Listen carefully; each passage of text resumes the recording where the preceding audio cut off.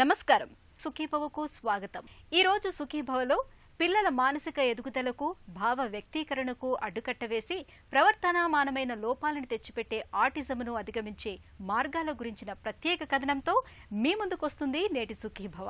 కలల పంటగా బిడ్డ పుట్టి ఆ బిడ్డ దినదిన ప్రవర్ధమానంగా ఎదుగుతుంటే ఆ తల్లిదండ్రుల ఆనందానికి అవధులుండవు। కానీ అదే బిడ్డ ఎదుగుదలలో ఏదైనా సమస్య తలెత్తితే ఆ తల్లిదండ్రులు అనుభవించే మానసిక వ్యధకు అంతుండదు।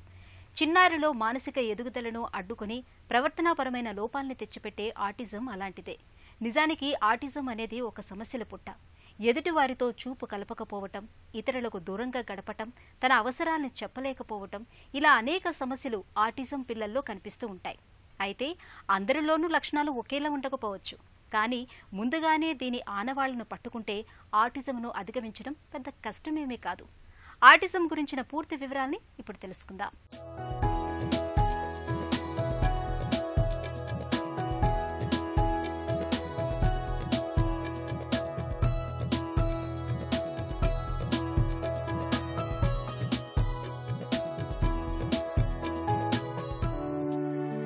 నవమాసాల తరువాత అమ్మ కడుపు పంట పండి పండంటి బిడ్డ పొత్తిళ్లలోకి వచ్చాక ఇళ్లంతా ఒకటే సంబరంగా మారుతుంది।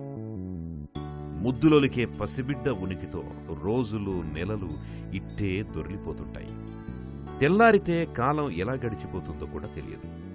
మెడ నిలపడం, పాకడం, బోర్లా పడడం, తలెత్తి చూడడం, అత్తా తాత అమ్మ అంటూ చిలక పలుకులు పలకడం, ఇలా బిడ్డకు సంబంధించిన ప్రతి మార్పు ఇంటిల్లిపాదిని ఎనలేని సంతోషంలో ముంచెత్తుతుంటుంది।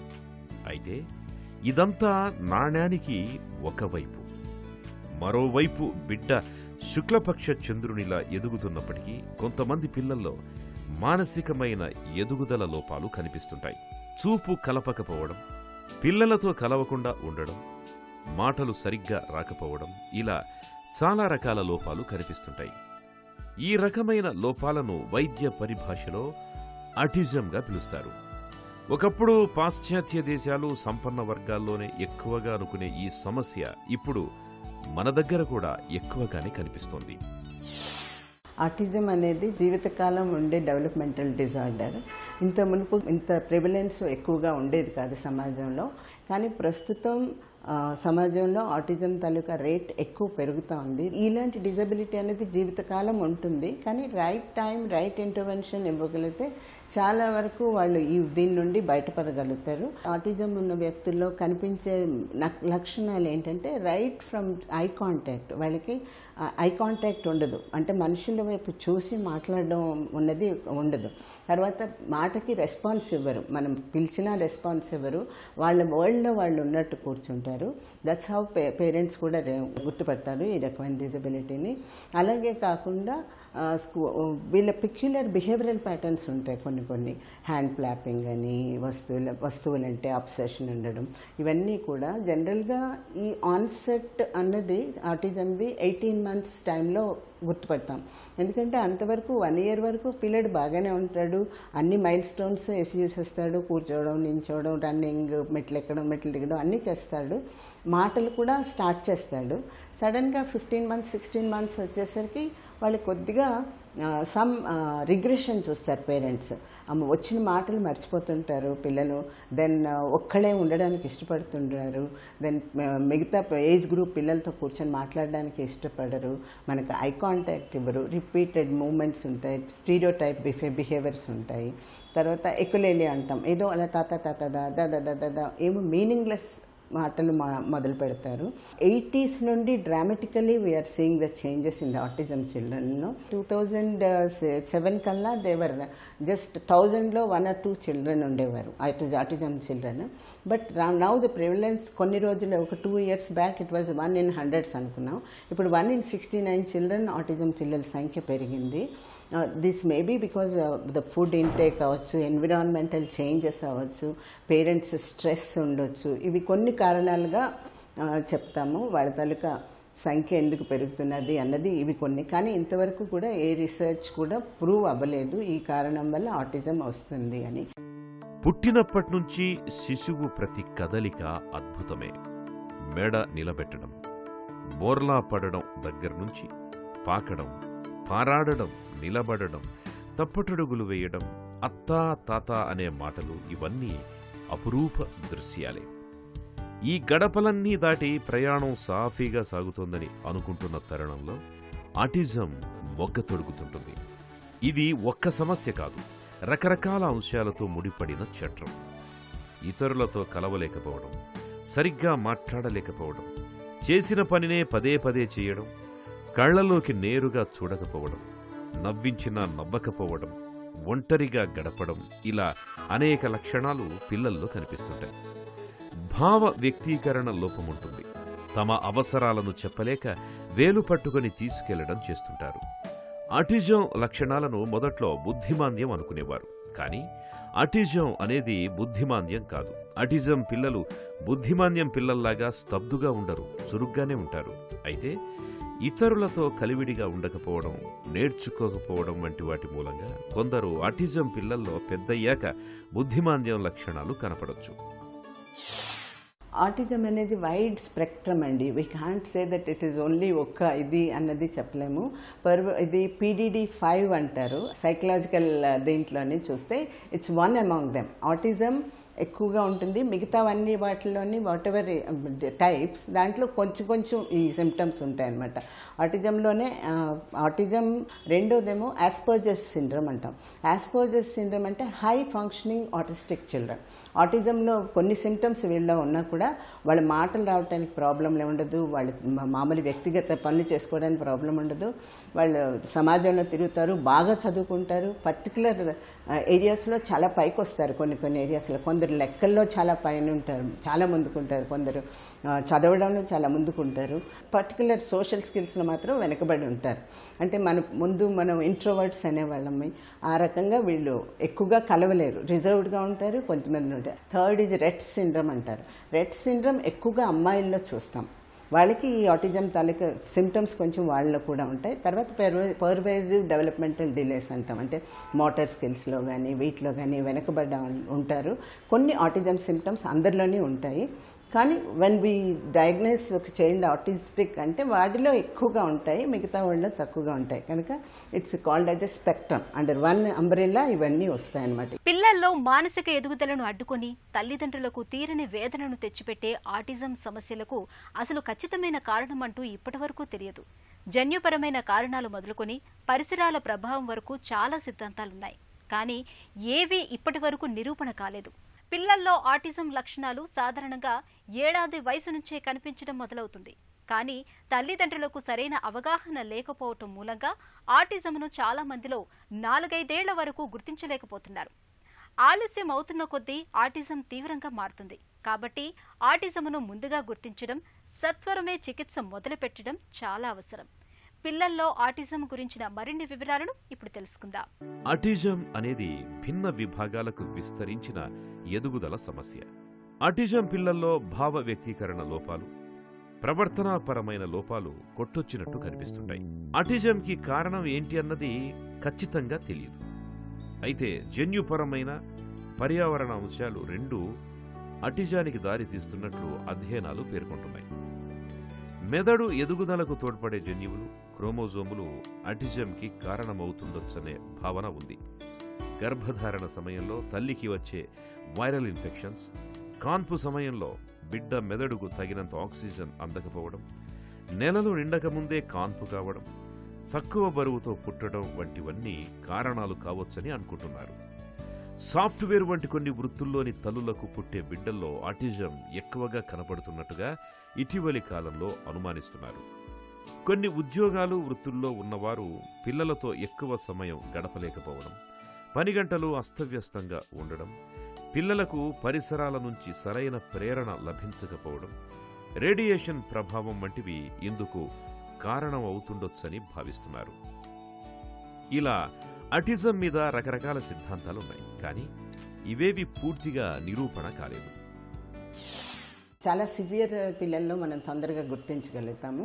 15 months తర్వాత, 18 months తర్వాత ఎప్పుడైతే స్పీచ్ రిగ్రెషన్ స్టార్ట్ అవుతుందో ఈ పిల్లల్లో, అప్పుడు హ్యాండ్ ఫ్లాపింగ్ చేసుకోవడం, ఏవో రొటేటరీ ఆబ్జెక్ట్స్ని చూడడం, పర్టికులర్గా బిహేవియర్ మాటలు ఆడలేకపోవడం, పిల్లలతో ఐ కాంటాక్ట్ ఇవ్వలేకపోవడం, పిల్లలతో కలవకపోవడం, ఇవన్నీ ఆ టైంలో సర్వసాధారణంగా మిగతా పిల్లల్లో జరుగుతాయి కనుక వీళ్ళలో జరగవు కనుక ఆ టైంలో తీసుకొస్తారు. సో అవి లక్షణాలుగా మేము చాలా వరకు చూసుకుంటాం వీళ్ళతో. తర్వాత ఈ పిల్లల్లోనే చాలా సెన్సరీ ఇష్యూస్ ఉంటాయి. మనం ఏంటంటే మన పంచేంద్రియాలు సరిగ్గా పనిచేస్తే మన బాడీ కూడా సరిగ్గా దానికి ఇదయ్యి వర్క్ చేస్తాం. ఈ ఆటిజం పిల్లల్లోనేమో ఈ పంచేంద్రియాలతో పాటు ఇంకొక 3 యాడ్ చేయాలంటాం. అదేంటంటే vestibular, proprioceptive and tactile. Tactile అంటే ఇవి స్కిన్ కిందనే ఉంటాయి నర్వ్స్ అనమాట. సో ఇవి మెసేజెస్ని బ్రెయిన్కి మనకి పంపిస్తూ ఉంటాయి. దాంట్లో వీళ్ళకి డిస్రప్షన్ ఉంటుంది వీళ్ళలోని. దాంతో వాళ్ళకేమో లైట్ సెన్సిటివ్ ఉంటుంది, ఎక్కువ బ్రైట్ లైట్స్ చూడలేరు. అండ్ హైపర్ సెన్సిటివ్ ఉంటారు, హైపో సెన్సిటివ్ ఉంటారు. రెండు ఆపోజిట్. హైపర్ అంటే చాలా ఎక్కువ సెన్సరీ స్టిమ్యులేషన్ కావాలి, వాళ్ళు జంప్ చేస్తూనే ఉంటారు, లౌడ్ మ్యూజిక్ కావాలంటారు. హైపో సెన్సిటివ్ వాళ్ళు ఏంటంటే మెట్లు ఎక్కడానికి భయపడతారు, సీసా ఎక్కడానికి భయపడతారు. వాళ్ళందరూ చాలా క్లమ్జీ మూమెంట్స్లో ఉంటారు. దెన్ వెస్టిబులర్ అంటే బ్యాలెన్స్ ఇన్ ద బాడీ, మన బాడీ బ్యాలెన్స్, మన నించోవడం, కూర్చోవడం, నడవడం, ఇవన్నీ కూడా వెస్టిబులర్ సిస్టమ్ సరిగ్గా ఉంటే సరిగా అవుతుంది. ఆ వెస్టిబులర్ సిస్టంలో డిజార్డర్ ఉండబట్టి ఆటిజం పిల్లల్లోని బ్యాలెన్స్ చేసుకోవడం కానీ, నడవటం కానీ ఇవన్నీ కూడా రాకపోవచ్చు. అలాగే ప్రోప్రియోసెప్టివ్, మనం ఇప్పుడు కళ్ళు మూసుకొని కూడా మనం ఎక్కడ కూర్చున్నాం స్పేస్లో మనకు తెలుస్తుంది.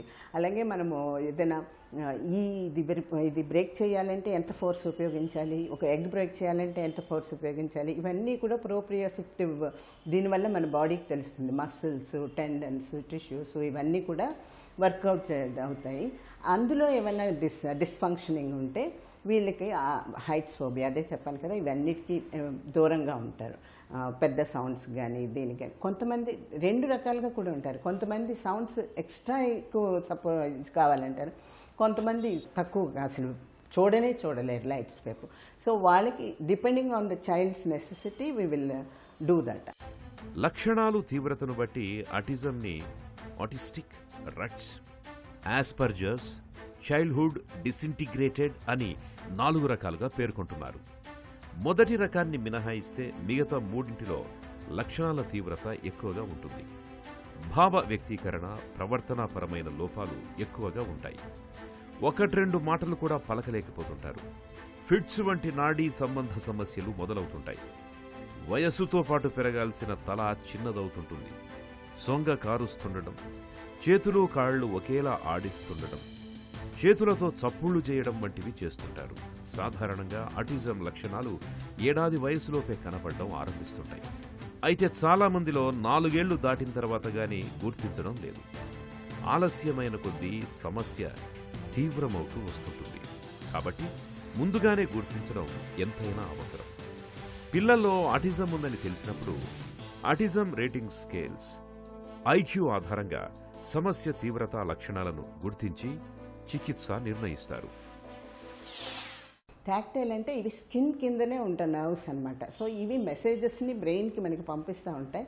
దాంట్లో వీళ్ళకి డిస్రప్షన్ ఉంటుంది వీళ్ళలోని. అలాంటి వాళ్ళకి మేము ఇక్కడ ఏంటంటే సెన్సరీ ఇంటిగ్రేషన్ థెరపీ యూజ్ చేస్తామంటే, సెన్సరీ ఇంటిగ్రేషన్లోని టెక్స్చర్స్కి అన్నిటికీ ఎక్స్పోజర్ ఇస్తాము.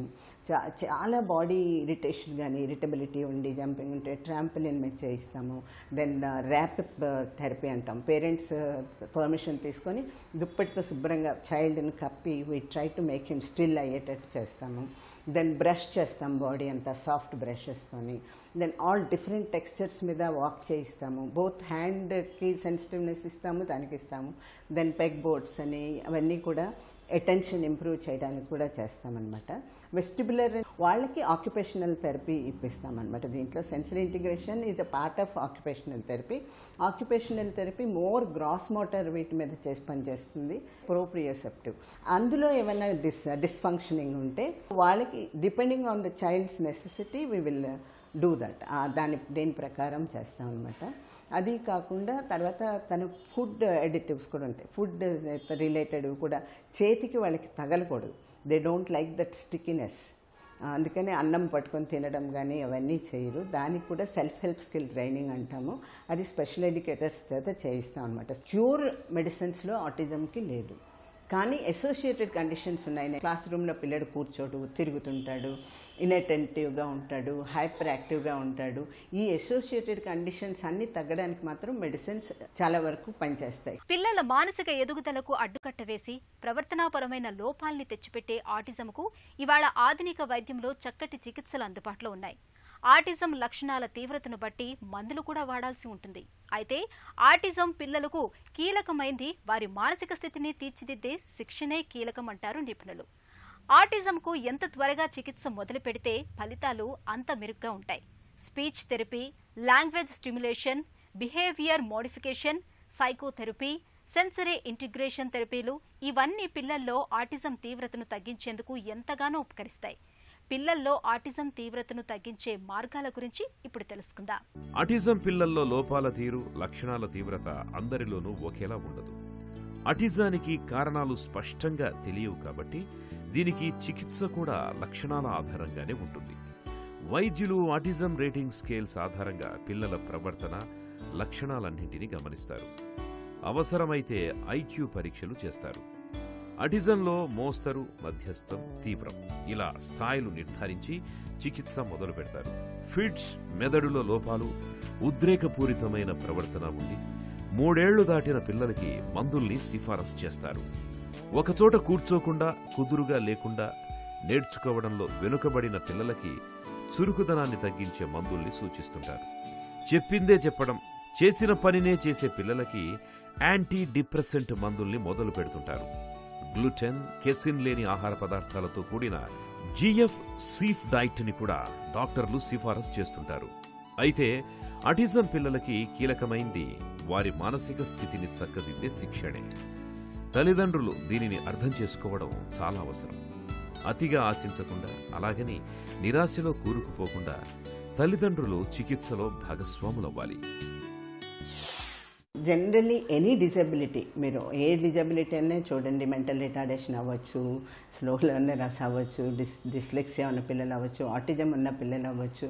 దెర్ ఇస్ సమ్ ప్రాబ్లం అంటే మనం మ్యాగ్నిఫైయింగ్ గ్లాస్లో చూస్తే ఇంకా పెద్దగా కనబడుతుంది తప్ప అందులో సొల్యూషన్ మనకేమీ కనబడదు. కనుక you have to accept the child first అని చెప్పి చాలా వరకు counselling I will do the parents first to accept the child as he is. అంటే వాడు చేసిన చిన్న ఇంప్రూవ్మెంట్, వాళ్ళు చూపించిన ఇంప్రూవ్మెంట్ కూడా యాక్సెప్ట్ చేసి సంతోషపడేలా చేస్తాము.